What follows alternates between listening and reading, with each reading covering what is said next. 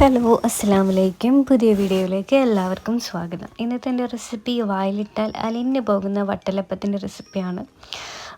വീട്ടിലുള്ള ഇൻഗ്രീഡിയൻസ് കൊണ്ട് വളരെ കുറഞ്ഞ ഇൻഗ്രീഡിയൻസ് കൊണ്ട് തന്നെ നമുക്ക് എളുപ്പത്തിൽ ഉണ്ടാക്കാൻ പറ്റുന്ന ഒരു ഈസി സ്വീറ്റ് റെസിപ്പി ആട്ടോ. അപ്പോൾ ഇതെങ്ങനെ ഉണ്ടാക്കുന്നതെന്ന് നോക്കാം. അപ്പോൾ ഞാനൊരു ബൗൾ എടുത്തിട്ടുണ്ട്. ഇതിലേക്ക് 4 മുട്ട പൊട്ടിച്ച് വെച്ച് കൊടുക്കാം.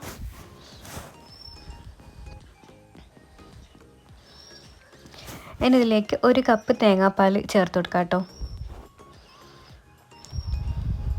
ഇനി മധുരത്തിന് ആവശ്യമായിട്ട് ശർക്കര ചേർത്ത് കൊടുക്കുക. അപ്പോൾ ശർക്കര പൊടിച്ചിട്ട് ചേർത്ത് കൊടുക്കുകയാണ് വേണ്ടത്. എന്നിട്ട് ഇത് നന്നായിട്ട് ഇതൊന്ന് മിക്സ് ചെയ്തെടുക്കുക.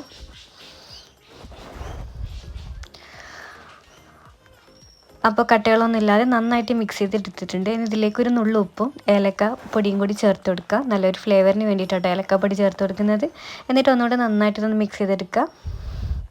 ഇനി ഞാനിതൊന്ന് അരിച്ചെടുക്കുന്നുണ്ട്.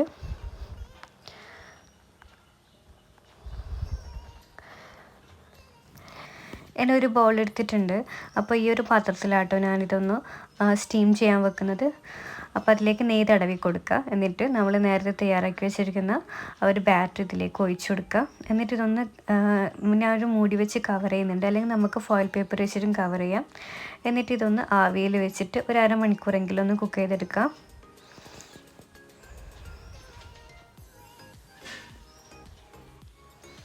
അപ്പോൾ ഒരു അരമണിക്കൂർ കഴിഞ്ഞിട്ട് അതൊന്ന് തുറന്ന് നോക്കാം.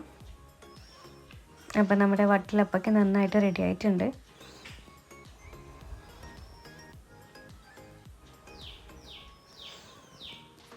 ഇനി നമുക്കിതൊന്ന് കുറച്ചൊന്ന് ചൂടാറാൻ വേണ്ടിയിട്ട് വെക്കാം. അപ്പോൾ ഇതിൻ്റെ സൈഡിൽ നിന്നൊക്കെ ഒന്ന് വിടിയിച്ച് കൊടുക്കാം. ഇത് ഭയങ്കര സോഫ്റ്റ് ആയിട്ടുള്ളൊരു അപ്പാട്ടോ. അപ്പോൾ ഞാനൊരു പ്ലേറ്റിലേക്ക് ഇതൊന്ന് മാറ്റിയിട്ടുണ്ട്. ഇതൊന്ന് കട്ട് ചെയ്തെടുക്കാം. ഭയങ്കര സോഫ്റ്റാണ്. നമ്മൾ കയ്യിലും എടുക്കുമ്പോൾ തന്നെ ഇത് പൊട്ടിപ്പോകുന്ന ടൈപ്പ് ഭയങ്കര സോഫ്റ്റ് ആയിട്ടുള്ളൊരു സ്വീറ്റ് റെസിപ്പിയാണ്. അപ്പോൾ വീഡിയോ ഇഷ്ടപ്പെട്ടെങ്കിൽ എന്തായാലും ഒന്ന് ലൈക്ക് ചെയ്യുക, ഷെയർ ചെയ്യുക, കമൻറ്റ് ചെയ്യുക. ഇൻഷാ അല്ലാഹ് വീണ്ടും കാണാം. അസ്സലാമു അലൈക്കും.